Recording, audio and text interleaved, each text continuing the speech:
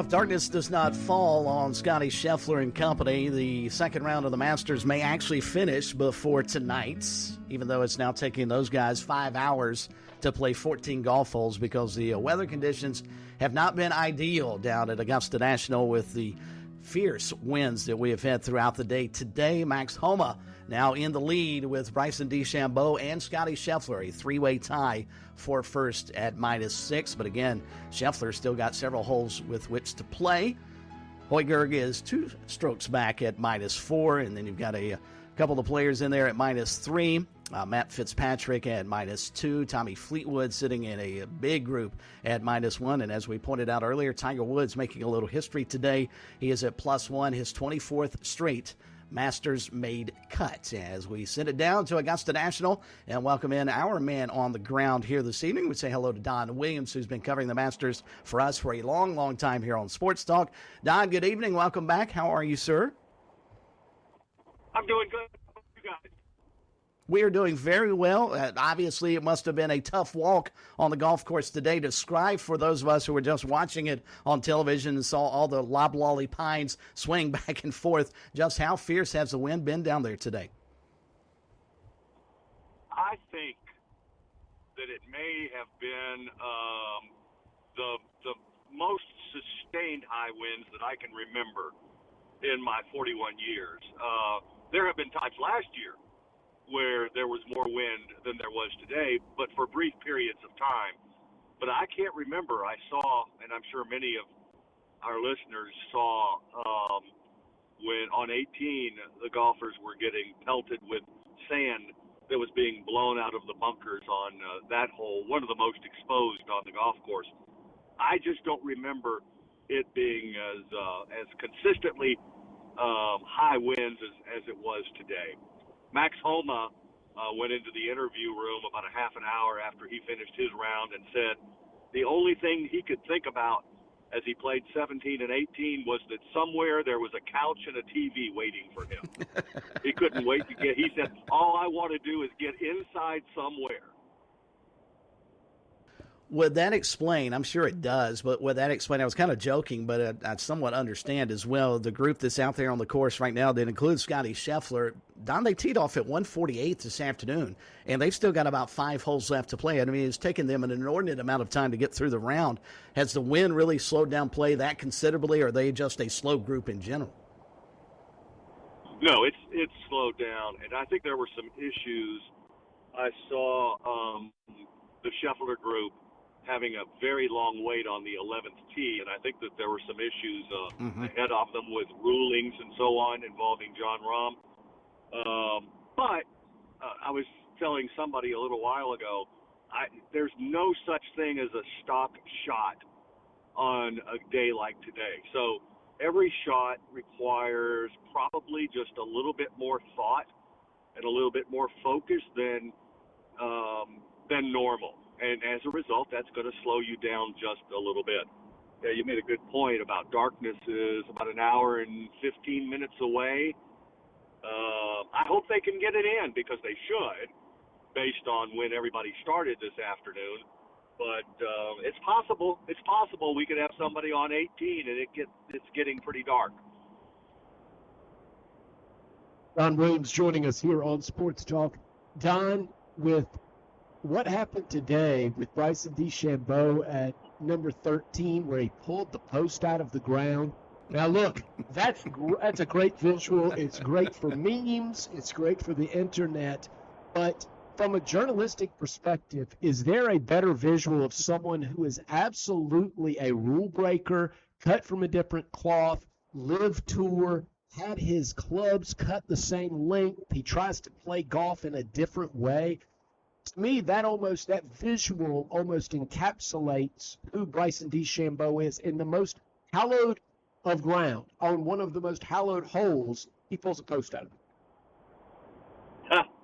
Well, I didn't happen to see that particular instance, so I'll have to take your word for it. But he's a unique individual. There's no question about it.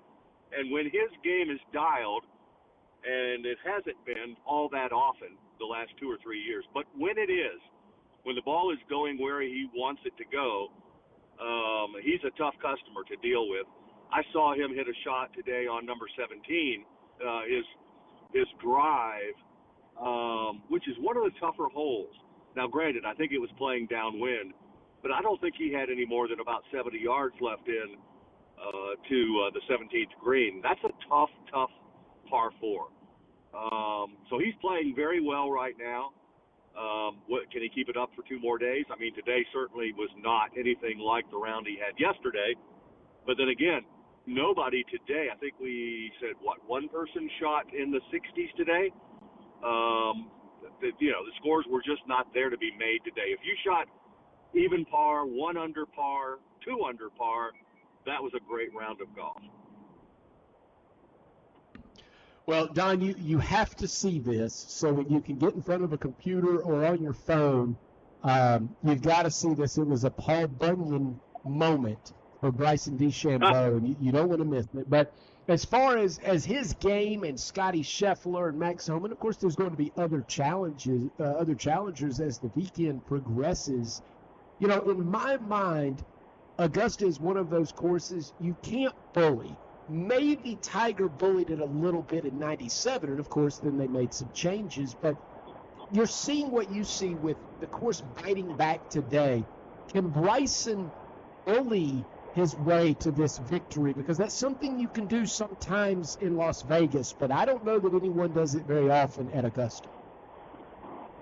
No, I don't think you can. You can't overpower this golf course. I mentioned 17 that's basically he overpowered that hole, and then he bogeys 18 because that's a tough driving hole, and he missed the fairway there. And you still have to be able to put the ball in the fairway. And when he's playing well, he does that more often than not. But he didn't on 18, and it cost him a bogey, and thus that's why he's not leading right now. Which I was, I'm kind of a Max Homa fan. So that bogey by DeChambeau is going to get Max. It looks like there's nothing much that could change, I don't think. Homa will be in the final group tomorrow. He'll be playing with either Scheffler or DeChambeau. So that'll be fun for Max. He's never been in this position before. You know, he's gotten quite a name for himself because he's so active on social media. He's a fun guy to listen to and to watch play golf, but he's not had a great track record in majors. Only one top 10, and that was last year at the Open Championship. So this is new territory for Max, and it's going to be fun to watch and see how he handles it this weekend. Don Williams joining us from Augusta National, where Bryson DeChambeau, Scotty Scheffler, Max Homa are atop the leaderboard. But we can't ignore Tiger Woods because CBS certainly isn't going to. Don, 24th consecutive cut that he's made there at Augusta. I'd love your perspective on this. Chris mentioned horses for courses earlier. How much of this is almost muscle memory that guys like Tiger Woods or Freddie Couples when he was able, or Jack Nicklaus in his younger days, or Arnold Palmer when he was with us, can get around at Augusta almost by sense of smell? The games were built for it, and does Tiger have a charge in it? Does he have a charge in him? It'd be foolish to say that Tiger can't do anything. But there's a lot of really good names between his 1 over and the 6 under that is currently leading. So to pass 20-some people who are 20 years younger and far healthier, that would be a severe challenge. But you're absolutely right about some players, and you mentioned Couples and Gary Player, who shared the record with Tiger of 23 straight cuts made. And then Bernhard Langer was up there at 19 made and had the record for the oldest player to make the cut at Augusta till Couples broke it last year. There are some people that just have the knowledge of how to get around that course. Now, Tiger probably knows how to get around most courses in the world. But, yeah, I mean, he's played really well. I've seen a lot of it because he played with Max. I saw most all of his shots, and he had a few wayward drives, but he really chipped it unbelievably well today, and he made a bunch of tough 5 and 6 foot par putts. So he earned his ticket to the weekend.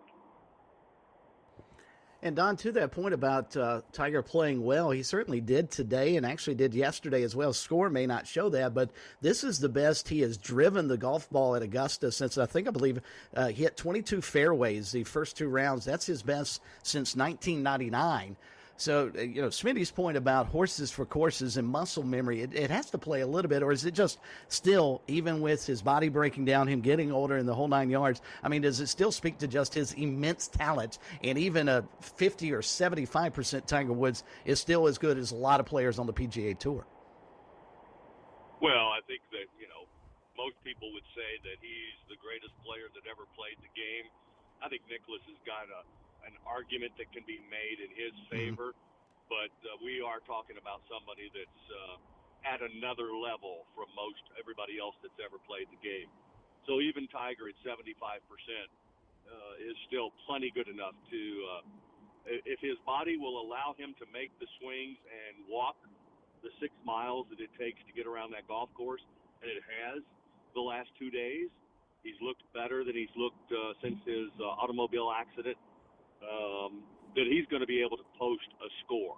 Now, is it good enough to win a golf tournament? That's a whole other story. But he certainly has the ability to at least make it to the weekend, and we'll see what he does, Saturday and Sunday.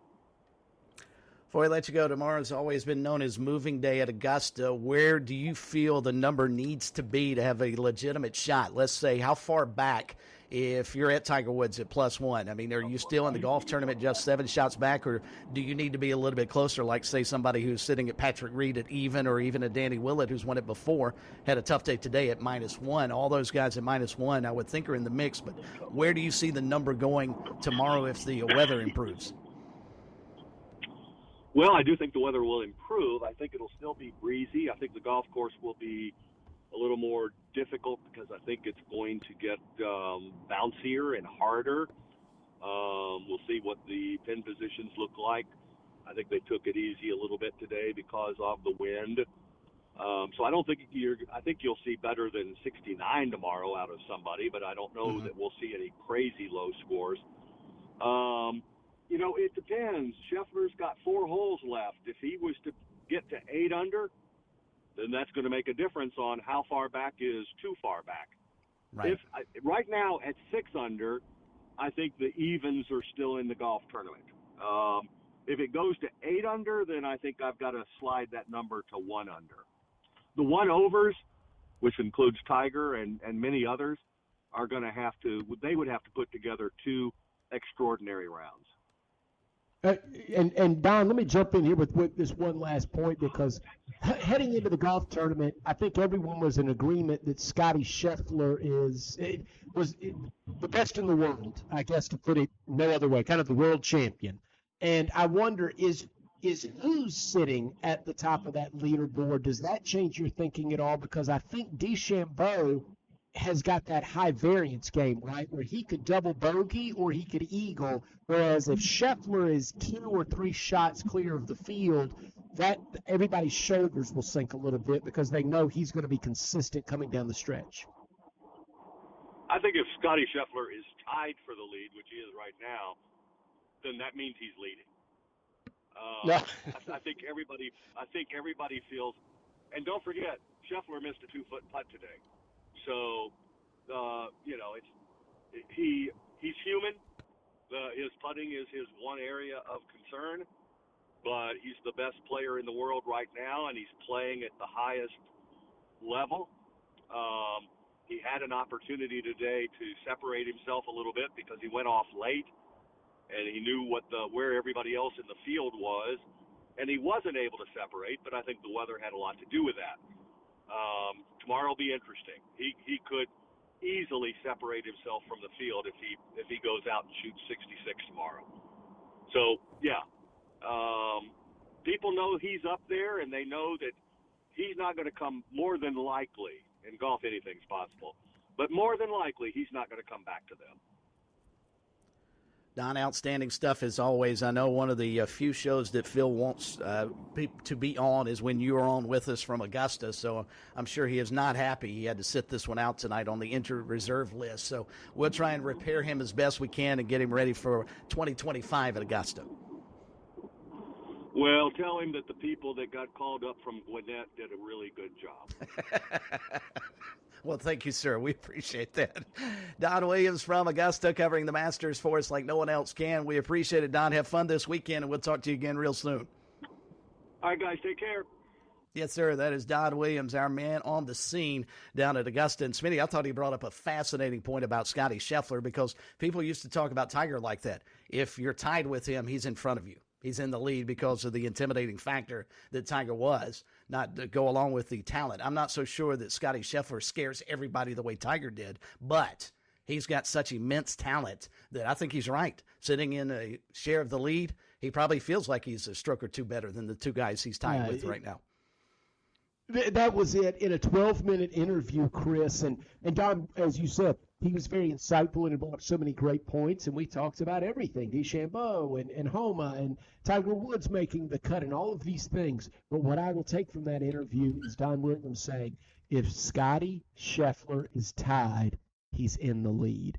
That's who you want to be. That means you're the alpha in your sport. That's Secretariat, and that's who Scotty Scheffler is right now, and that's what I think our listeners will take with them as they watch the Masters. Hopefully they can sit back with a gin and tonic or a margarita or an old-fashioned on Saturday and Sunday, or maybe you're just maybe you're a lemonade kind of guy or gal, but you can have a pimento cheese sandwich, have an iced tea, and watch on Saturday and Sunday and let those words reverberate, because what Don Williams said just now about Scotty Scheffler is what the players behind him on the leaderboard absolutely know to be true. But can Bryson DeChambeau do what he's done his whole career, which is break the mold, do something unexpected? And does he get hot with that driver and those irons, and he just plays the game in a different manner? And Don said, look, you can't overpower Augusta. Bryson DeChambeau is testing that theory this week.